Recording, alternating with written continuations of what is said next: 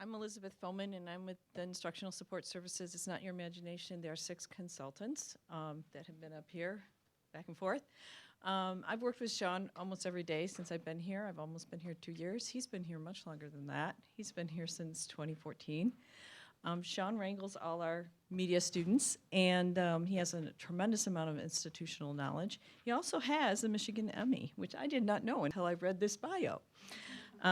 Shawn's also an alumnus. He's an alumnus from LSNA, so he is a resource that I go to every single day, not just for media, but for lots of other things too. He's a philosopher, and he's very practical in dealing with the video, but also gets some really creative work out.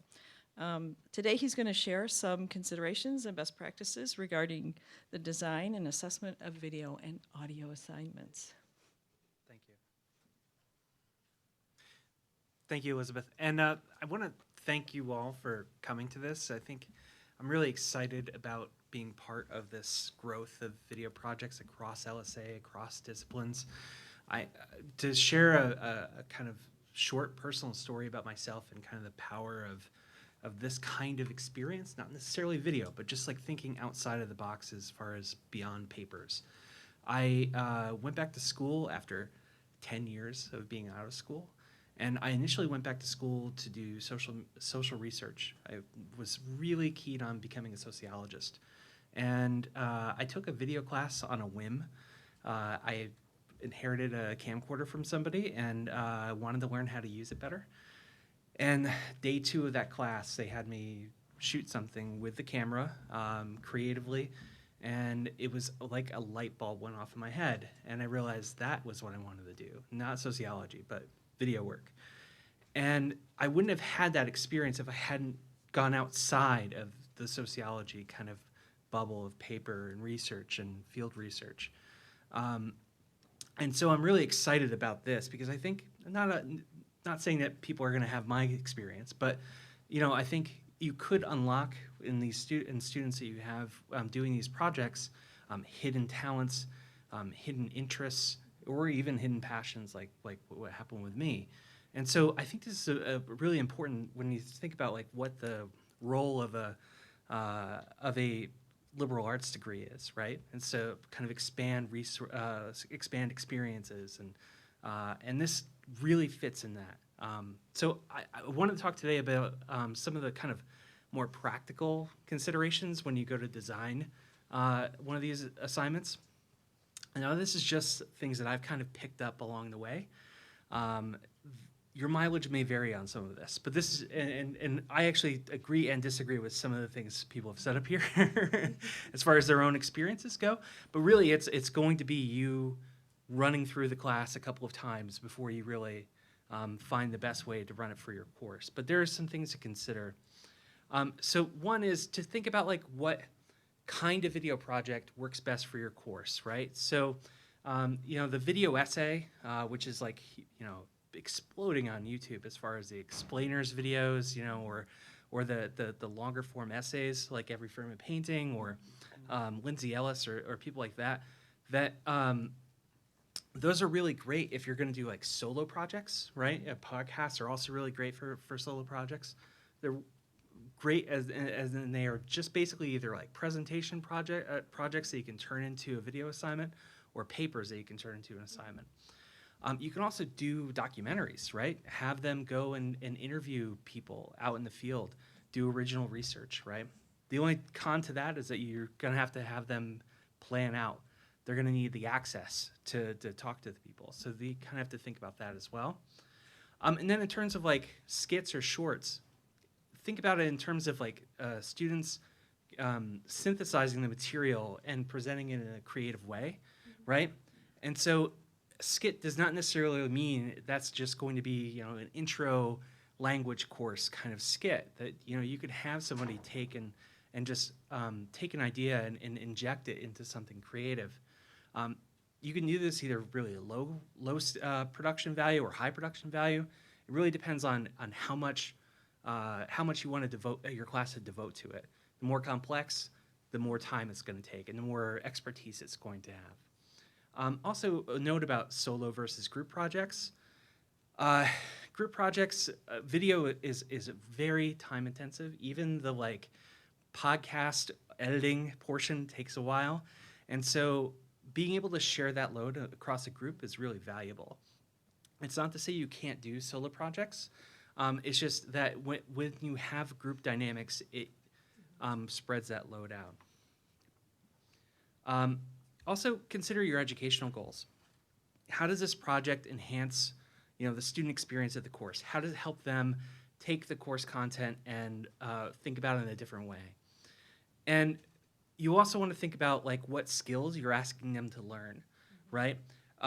Especially if you're not teaching a Screen Arts course, many of the students may have almost no experience with a camera or no experience with an editing program. And so you don't want to have them dive into the deep end without the proper support and framework around it. I want to talk a little bit about freedom of choice. But by that I mean choice of topic, choice of camera, choice of editing software. Students want it, right? And it's very tempting to say, oh, make a 10-minute video about whatever you want, but it has to relate to the course content, and then walk away. But the problem is that students will very, very easily bite off more than they can chew. They're gonna create video projects that will be way too complex for them to complete in the time frame, or they're going to get stuck on an idea that doesn't work, and like they're gonna have sunken time into this bad idea, right? Or this like idea that doesn't necessarily get the goal that you're trying to get them to accomplish. Also, if you don't give them any kind of scaffolding or any kind of like rubric, you're gonna get this wide variety of stuff coming in, right? Bonvita talked about it a little bit. It's gonna affect your ability to assess their work properly. In addition to when it's shown, if you share the work amongst the students, there might be a sense of competitiveness that comes out of the students. And they may actually kind of feel bad that they didn't make something as good as this other course, this other group that had 2 film majors in it, right? I also think you should think about in terms of like what you want your final products to look like, right? And think about building it from the back end, backwards. What do you want your students to create, and then figure out how they're going to create that, right? If you want something like Every Frame of Painting, you're going to want to give them the whole film. You're going to want to give them, access to good audio equipment and good editing software. You also want to think about like what kind of students you have in your course. If you have a lot of media savvy students, right, and a lot of communications majors or SAC majors, you can kind of build more complexity in because there's going to be that kind of knowledge and help, right? ISS and Sweetland can provide a lot of support, but there's going to be a lot of time where those students are going to be by themselves and going to struggle if they don't have the experience or the support network or the framework to be able to pull that off. A couple more things. Time commitment. So I think everyone here kind of can think in their head about how long it takes a student to write a 10-page research paper. But I think very few of us can really conceptualize how long it takes to make a 10-minute film, right? And so it's very time consuming, and it's very time consuming on the back end of it, the editing portion. And there's a lot of, like I say here, a lot of hidden tasks for video production. There's equipment gathering, there's logging and transferring of footage, there's backing up of footage, exporting, all this stuff that kind of gets built into the video project that just adds time. Doesn't add into the students' content, it doesn't make it better, but it does consume a lot of time. So it's helpful to kind of consider, how long it would take to create the project versus how long the writing project would take, and kind of make those adjustments as you go. Maybe it's a less complex project, and the video is a portion of it. I think also students should know who they're making the video for. Is it going to be something public, or is it going to be something that's just going to be for the class? Because then they're going to be able to tailor that content for the audience. If they know it's just going to be for the course, they may focus more on the content rather than the polish of the piece. I think also rubrics really help. If you're able to give them a sense of what you think is important for the assignment, that's going to help them keep on track. And one more thing that I want to say is about group projects in general. So think of video projects. If you ever took like a computer engineering course, those group projects are stressful because there's a time crunch, right? And there's an expertise crunch. That is the same thing in video projects. It's kind of a pressure cooker for conflict. And so you kind of have to be aware that that's happening, right? That can be assessments, group assessments later, things like that. There can be very easily an imbalance of time and commitment in those projects. So just be aware of that. So real quick, I'll be real fast about this, about the equipment options. So there's a lot that we have here. And here in this center, we have a lot of resources. And there's generally a few different types of software that they can use for video editing and for audio editing.